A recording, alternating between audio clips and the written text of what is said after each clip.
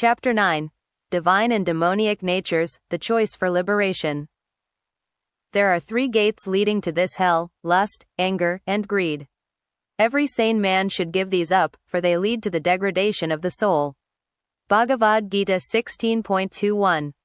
The fork in the road of human development. Imagine you're at a crucial fork in the road of your personal development. One path leads toward increasing freedom, peace, and genuine happiness. The other leads toward greater bondage, confusion, and suffering. Both paths are available to you at every moment, and surprisingly, the choice often comes down to seemingly small decisions about how you think, speak, and act. This isn't about being perfect versus being flawed. We all have both tendencies within us.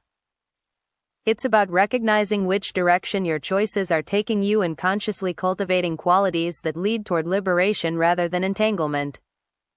Max Lucado's message that no negative thought or circumstance can separate a believer from God's love aligns beautifully with the Bhagavad Gita's teaching that Krishna becomes the most intimate friend to those who sincerely turn to him. Both traditions emphasize that divine love is available to anyone, but we must choose to align ourselves with that love rather than with forces that separate us from it. The 2 fundamental orientations. The Bhagavad Gita describes 2 basic orientations that shape human behavior and determine our spiritual trajectory. Divine nature, Devi, the liberation path. People developing divine nature gradually become more free, peaceful, and genuinely loving. They're not perfect, but their overall direction is toward greater consciousness, service, and connection with the divine. Demoniac nature, Asuri, the bondage path. People developing demoniac nature become increasingly trapped by their own desires, fears, and ego-driven behaviors. They may appear successful materially, but they're moving toward greater inner chaos and separation from their spiritual essence. The crucial point is this: these aren't fixed categories based on birth, race, religion, or social status. They're developmental directions that every person can choose moment by moment. Divine qualities, the traits of inner freedom. Let's explore the specific qualities that the Bhagavad Gita identifies as leading toward liberation. These aren't just nice ideals, they're practical psychological strengths that actually make life work better. Core foundation qualities. Fearlessness, Abhaya. This isn't about being reckless or never feeling afraid. It's about developing unshakable confidence that you're connected to an infinite source of love and protection. When you know your essential identity is spiritual and eternal, material threats lose their ultimate power over you. Practical application. Face challenges with the understanding that you're never ultimately alone or without resources. Even if external circumstances become difficult, your spiritual essence remains untouchable. Purification of existence, Sattva Samshuddha. This means gradually freeing yourself from dependencies on temporary things for happiness. Instead of needing specific outcomes, possessions, or experiences to feel okay, you develop inner stability that doesn't fluctuate with circumstances. Practical application. Notice when you're making your peace of mind dependent on things you can't fully control. Gradually shift toward finding satisfaction in activities that serve something greater than personal gratification. Knowledge and focus, Jnana Yoga Vyavasthita. This involves maintaining steady concentration on spiritual reality while handling practical responsibilities. It's the ability to remember who you really are even while dealing with worldly challenges. Practical application. Develop practices that regularly connect you with your deeper identity: prayer, meditation, study of wisdom literature, or service to others. Relationship qualities. Nonviolence, Ahimsa. This extends beyond physical harm to include not causing psychological or emotional damage through words, thoughts, or actions. It means recognizing the spiritual nature in all beings. Truthfulness, Satyam, speaking and living authentically, without deception or manipulation. This includes being honest with yourself about your motivations and behaviors. Freedom from anger, Akrodha. This doesn't mean never feeling frustrated, but rather not being controlled by anger or using it to harm others. It's about developing emotional resilience and wisdom in how you respond to difficulties. Mercy, Daya. genuine compassion that sees others suffering and naturally wants to help, rather than judging or punishing them for their mistakes or limitations. Character qualities. Self-control, Dhamma and Sama, the ability to consciously direct your senses and mind rather than being dragged around by every impulse or external stimulation. This is freedom from compulsive behavior. Charity, Dana, giving time, energy, or resources to support others' well-being, especially their spiritual development. This breaks the pattern of everything being about personal acquisition. Simplicity, Arjava, being straightforward and uncomplicated in your dealings with others. Not manipulating or scheming to get what you want, but being direct and honest. Determination, Akapala, steady commitment to your highest values even when it's inconvenient or when others don't understand. This is inner strength rather than stubbornness. Demoniac qualities, the patterns of inner bondage. Now let's look at the qualities that lead toward greater entanglement and suffering. Remember, we all have these tendencies. The goal isn't to judge yourself harshly but to recognize and redirect them. The 3 gates to hell: lust, anger, and greed. The Bhagavad Gita identifies 3 core destructive forces that generate most other problems. Lust, kama. This isn't just sexual desire, but any consuming craving that makes you feel like you'll die if you don't get what you want. It could be lust for money, status, approval, control, or experiences. The problem isn't desire itself, but desires that control you rather than you controlling them. How it enslaves. When lust dominates, your peace depends on getting specific things from the world. Since you can't control outcomes, you become anxious, desperate, and willing to compromise your values to satisfy cravings. Anger, krodha, the explosive reaction when your lustful desires get frustrated. This includes rage, resentment, hatred, and the desire to punish or control others when they don't meet your expectations. How it enslaves. Anger makes you reactive rather than responsive. You lose the ability to think clearly or act wisely because you're consumed with fighting against what's happening instead of dealing with it constructively. Greed, lobha, the insatiable hunger for more, more, more. No amount of success, possessions, or experiences ever feels like enough. You're always comparing yourself to others and feeling deprived or competitive. How it enslaves. Greed keeps you running on a hamster wheel of acquisition while your soul starves for real nourishment. You might achieve material success but remain fundamentally unsatisfied.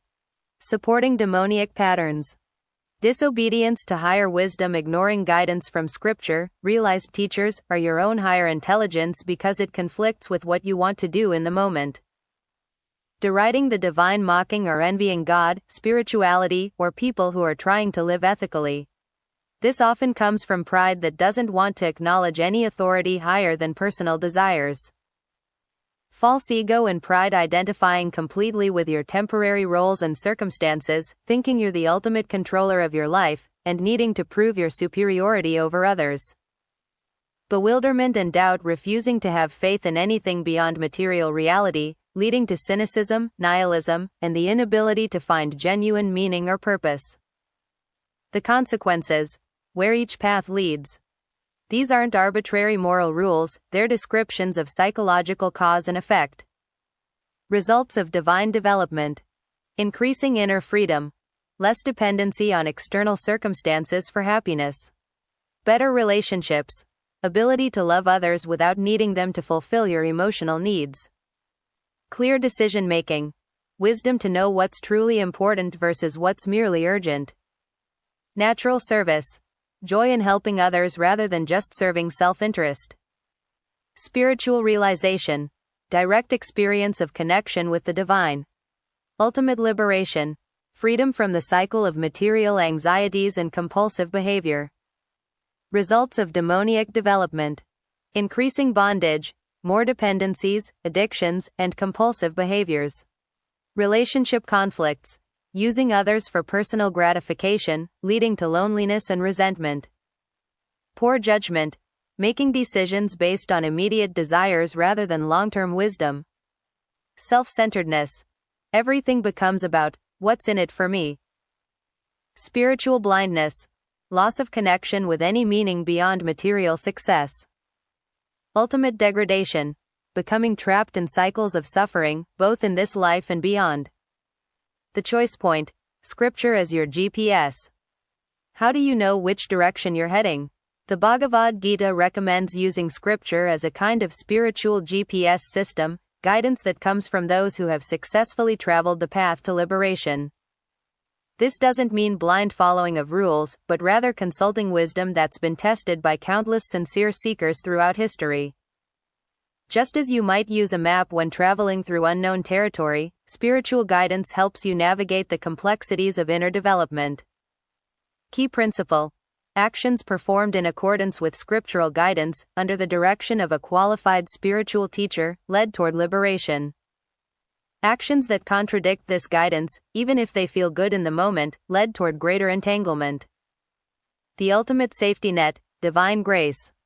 Here's the most encouraging aspect of both Max Lucado's message and the Bhagavad Gita's teaching: you don't have to be perfect to receive divine love and protection. Krishna promises that anyone who sincerely tries to develop divine qualities will be protected, even if they sometimes fail.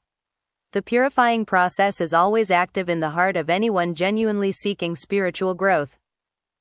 The ultimate instruction is beautifully simple: always think of me and act for me.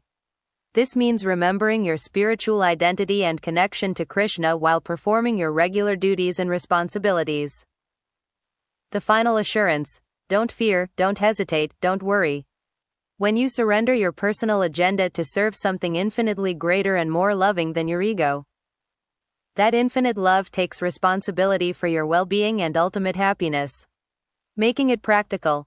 Daily choice points. Every day presents countless opportunities to choose between divine and demoniac responses. When frustrated. Divine response. How can I learn from this situation and serve others better? Demoniac response. Who can I blame for this problem? When successful. Divine response. How can I use this success to help others? Demoniac response. Look how superior I am to other people. When criticized. Divine response. Is there truth here I can learn from? Demoniac response. I need to defend myself and attack back. When wanting something. Divine response. Is this desire aligned with my spiritual growth and service to others? Demoniac response. I must have this to be happy, regardless of the consequences. The progressive path. Remember, this isn't about suddenly becoming a saint overnight. It's about consciously choosing the direction of growth rather than the direction of bondage, one decision at a time. Start with small choices. Speak truthfully even when it's inconvenient. Help someone without expecting recognition. Control your reaction when things don't go your way. Study wisdom literature instead of just consuming entertainment. Associate with people who support your highest aspirations. Each divine choice makes the next one easier. Each demoniac choice makes future divine choices more difficult. This is how character develops, gradually, through consistent small decisions that compound over time. The beautiful promise is that as you align your choices with divine nature, the divine increasingly reveals itself as your closest friend and protector. You're never alone in this process, and every sincere effort is supported by infinite love and wisdom. The fork in the road is always before you. Which direction are you choosing?